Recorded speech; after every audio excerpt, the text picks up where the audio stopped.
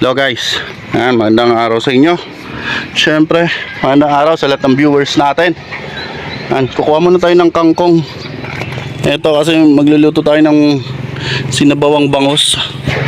Ito yung hahalo natin, tapos talbos ng kamote. So ngayon, haharvest muna tayo dito. Konti na lang kasi hindi pa naman tumutubo yung pananim natin. Harvest muna tayo guys para may panghalo tayo. So tara. Itong mga to, tignan mo, ito yung hinarvestan, di ba? O, tumutubo na siya. Ito may tumubo na. So pwede na natin kunin yan. Ayun na lang, harvest tayo. Ito yung mga hinarvestan natin ng isang araw eh. So nagsitubo na.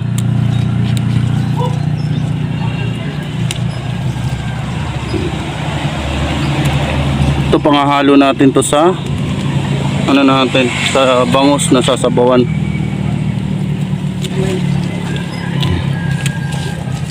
Yan.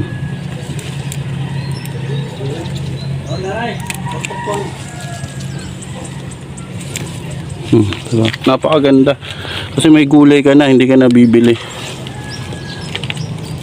So pag may tanim ka, hindi ka nabibili ng ihahalo mong gulay. Makakaano ka na kaagad. Ano lang na ito, kailangan syempre aalagaan para tutubo ng maayos. Diba?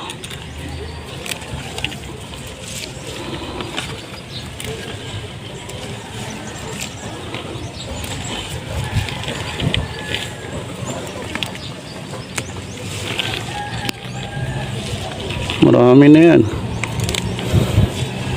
Para ka nang bumili sa merkado pag ganito yung ginagawa mo.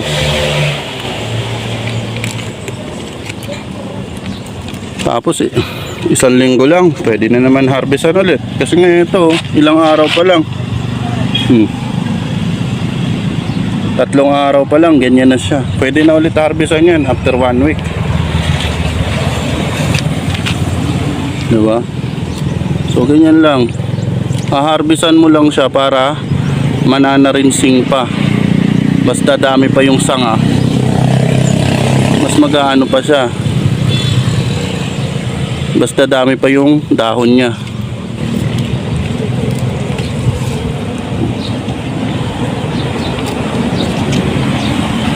Pag muna natin.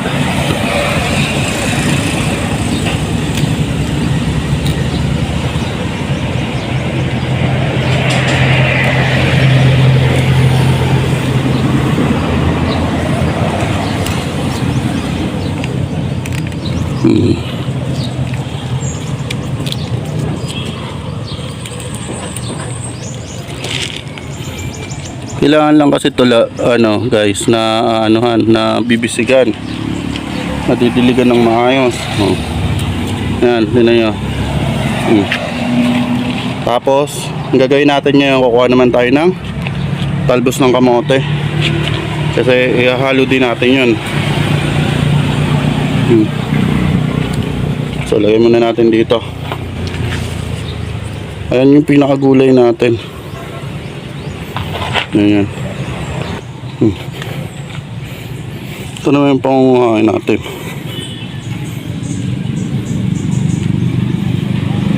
Ay, wala tayong dalang gunting, pero pwede na.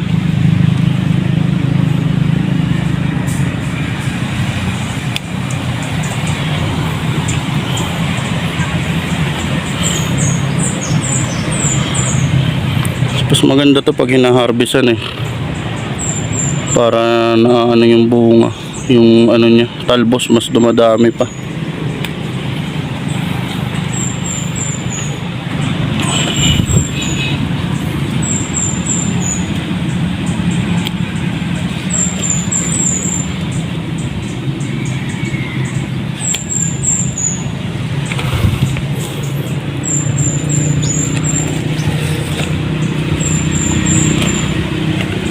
Pinutulan na to. Pinamputulan na.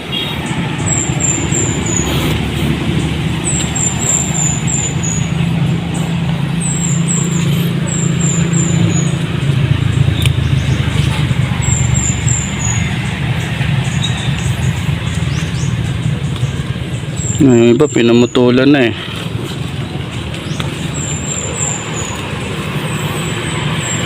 Pero syempre, haharbisan pa rin natin yan. Para may panghalo tayo. Ganda na to kasi kaysa bibili ka pa. Hindi ka na ito, hindi mo na bibilhin to. Kukuhanin mo na lang. Tapos healthy pa kasi ikaw nagtanim. Siguradong walang chemical. Walang abono na synthetic. Ano? Kasi pag bibili ka sa merkado, syempre may mga abono yun. Mga synthetic na abono. So ito, wala. Diba?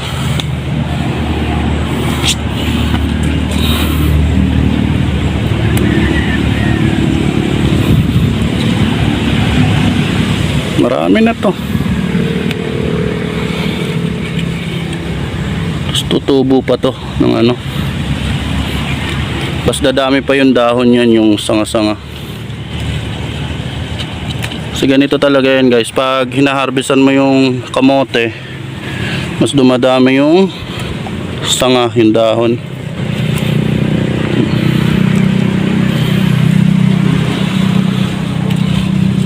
Tapos kaya nito, nagsasanga.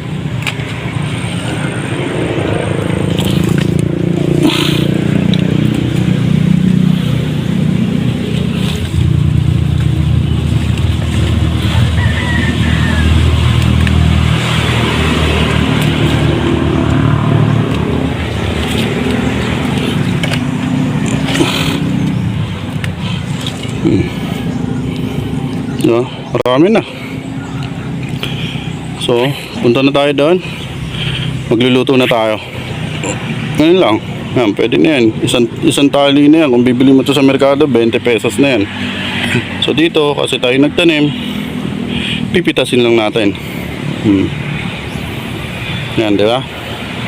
So, punta tayo sa baba para magluto na ng bangus. Yan, may kamote na tayo, talbos. Yung okra, hindi pa namumunga. Bulaklak pa lang. So, kamatis, hindi pa natra-transplant. Pwede yan. Ililipat yan sa mas malaking pot. Pag ganyan. So, ito yung kangkong. Diba? May panghalo na tayo sa bangus na isda. Yan. So, lulutuin natin yan. Ganun lang guys. So yun, pag may sarili kang tanim, mas maganda. Hindi mo kailangan bumili. Eto na yun. Oh. Tatalbusin na natin yan. Lagay natin dito sa gulay. Yan lang. Kasi ito pwede nyo pa nga itong itanim eh, yung mga cutting. Kung gusto nyo lang. Pero syempre tayo, kasi hindi naman na yun mauubos. Kung haharbisan lang, hindi naman araw-araw hinaharbisan, hindi na mauubos yun. Kaya kailangan tanim lang ng tanim guys, hanggat pwede pa. Kasi para din yan sa inyo, sa health nyo. Tapos syempre sa ano nyo, sa mga pagkain nyo na natural, hindi na kayo bibili, mas makakatipid kayo.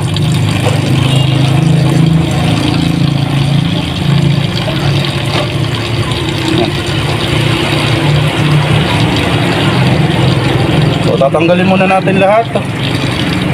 Tapos luluto na tayo. Bangus ang ating ulam, sinabaw na bangus guys, tinola na bangus.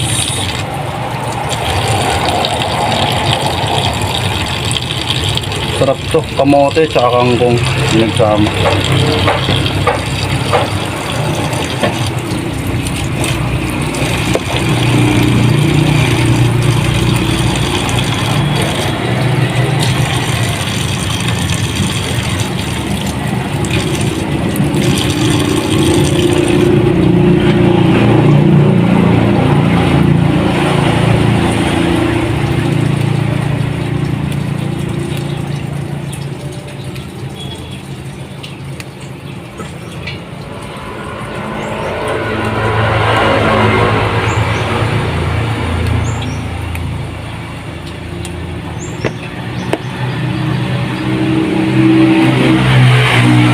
kangkong. Oh.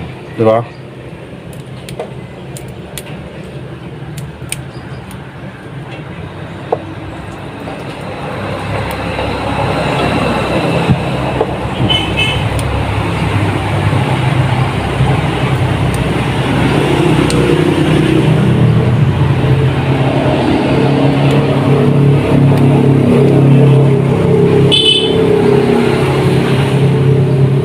Nalala ko sa Dubai, bumibili kami nito 1 dirham.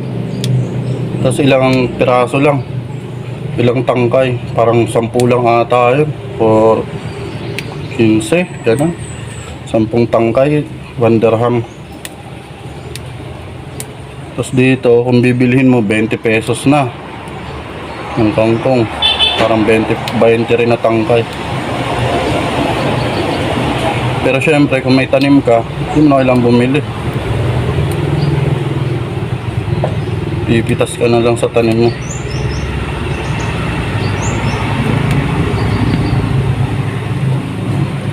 Yan.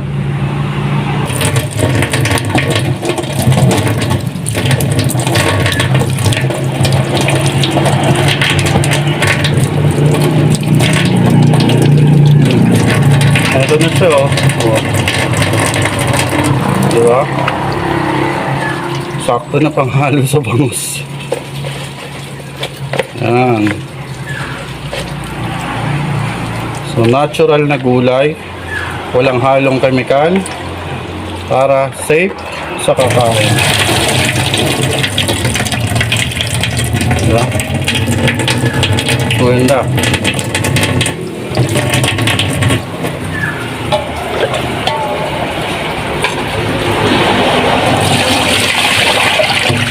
Kasi ito naman yung bangus, guys. Bangus. Bangus natin. Bangus. 4 na hiwa na lang. 5 hiwa. Tapos ito naman yung gulay. Yan yung sasabawin natin.